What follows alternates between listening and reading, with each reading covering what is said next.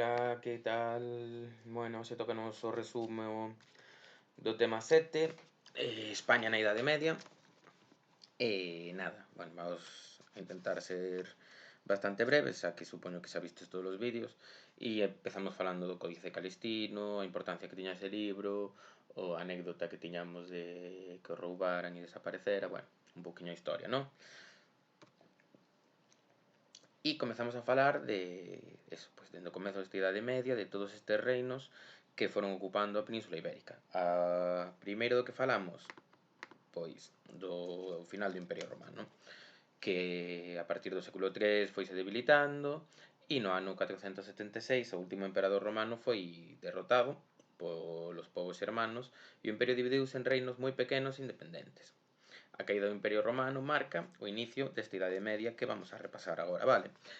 Falamos dos reinos hermanos tras a caída do Imperio Romano e falamos principalmente de dous, os suevos, que se asentaron en Galicia e un pouco parte de Asturias, e os visigodos, que ocuparon o resto da península. Quen seguiu a estes povos xermánicos? Pois a conquista musulmán. A partir de 711, os musulmáns procedentes de África empezaron a derrotar os visigodos na batalla de Guadalete e empezaron a ocupar toda a península ibérica, máis as Baleares. Falamos do Al-Ándalus, que a súa capital foi Córdoba, e que só se resistiu unha parte de Asturias e pouco máis. Os emires falamos de que o órgano de goberno neste caso era o emirato e que cada provincia estaba gobernada por un emir. Logo falamos da importancia do califato de Córdoba neste Al-Ándalus no século X, cando se independizou de Damasco e convertiuse nun califato propio. E tiña un propio califa, que era o califa de Córdoba, que era o xefe supremo, non? Tamén comentamos así por riba as batallas de Almanzor e como venceu os cristiáns incluso hasta en Santiago. Cando o califato desapareceu, falamos de cando se empezaron a dividir os reinos, o territorio de Al-Ándalus en pequenos reinos chamados taifas. Aquí na imaxe temos todos aqueles e como un pouco a pouco os cristiáns foron reconquistando a península ibérica. Comentamos un pouquiño a vida e a cultura do Al-Ándalus, comenzando pola súa relixión, o Islam como a súa relixión, Mahoma como o seu profeta e Alá como o seu deus. A súa Biblia é o Corán e nada, falamos un pouquiño das 5 obrigas que tiñan que cumplir, o de orar 5 veces ao día, recoñecer a Alá como un único deus e Mahoma como o seu profeta, peregrinar a Meca, o Ramadán e darlle esmola aos pobres e que son as igrexas que se chaman mezquitas. Falamos tamén da súa sociedade, dos distintos grupos que había e que estaban formados polas religións desas persoas, os musulmáns que eran os máis poderosos, os muladís que eran cristiáns que se converteron a musulmáns, os mozárabes que foron os cristiáns que seguiron practicando o cristianismo no Al-Ándalus e os xudeus que eran unha minoría e vivían en barrios separados dos restos de habitantes. Falamos un poquinho da mezquita e pasamos a falar de como era o campo e a cidade no Al-Ándalus. Falamos da importancia dos cultivos novos que trouxeron, como as berenxenas, o arroz, e como construíron as primeiras canles de rega, as noras, que son unha especie de muiños, como as cidades estaban rodeadas de murallas para poder defendelas, o zoco, o mercado, a importancia que tiña, e a cultura e a arte.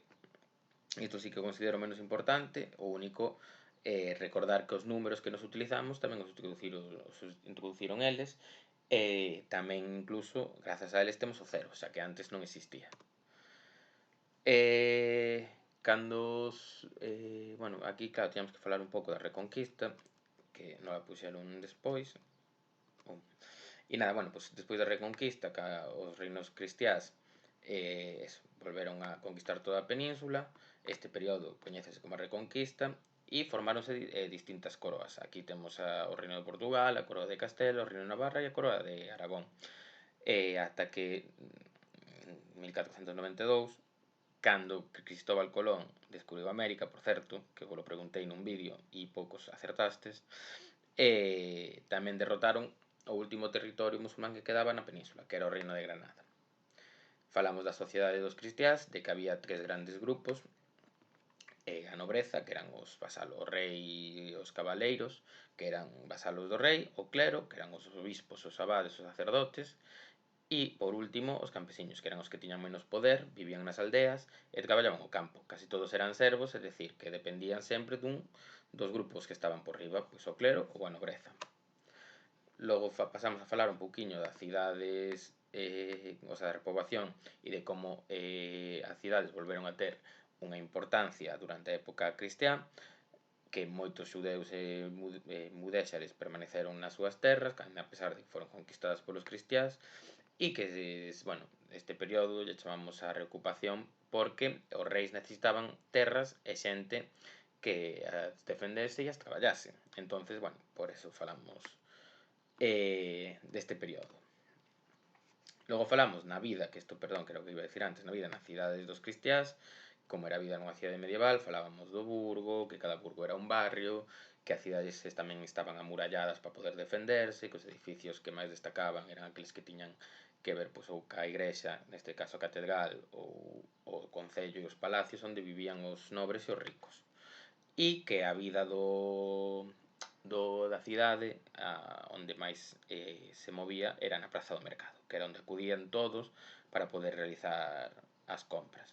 E que estas cidades estaban gobernadas por un consello que participaban, pois eso, en parte representantes dos artesanos, dos mercaderes, e que teñen algo que ver co que a día de hoxe son os concellos ou ayuntamientos, vale? Falamos da artesanía, dos obradoiros, de que os mismos artesáns que realizaban o mesmo oficio se agrupaban en gremios e que dentro dos artesáns había tres categorías: os mestres, que eran os propietarios dos obradoiros, oficiais e aprendices. E, por último, vimos a importancia do comercio nesta época. Bueno, que era eso, pois onde había un pouco máis de vida, porque se xuntaba toda a xente, os comerciantes, os mercaderes, e que se organizaban feiras, que chegaban produtos de moitos sitios, e que moitas das cidades que foron importantes naquela época foron gracias a este comercio. Por último, falamos da arte nos reinos cristiáns, falamos da arte románica, puxemos un exemplo da igrexa da miña aldea, contamos que era un pouquiño arte románico, que era pues eso, moi escuro, moi de pedras gordas, pouca luz, moi sobrio, con poucos adornos, e que o seguinte estilo artístico que chegou á Península Ibérica, que era gótico, que era todo o contrario, pois moita luminosidade, moito adorno, moito mosaico, era totalmente o contrario do que viñamos. E, por último, os exercicios deste tema, que son moi pouquiños, así que espero que non teñades problemas para facelos. Son o 1 e o 2 da páxina 115 e o 1 da 116. Vale, todo isto para o luns e o luns, pois eso, comezamos con naturais. Bueno, eso, entendo que estos vídeos de repaso un poquinho para comentar o que me parece un poquinho máis importante, unha lectura rápida para que teñades tempo de agora facelo os exercicios o máis rápido posible. Moito ánimo e nada, xa nos vemos o luns con naturais. Un biquiño, chao chao.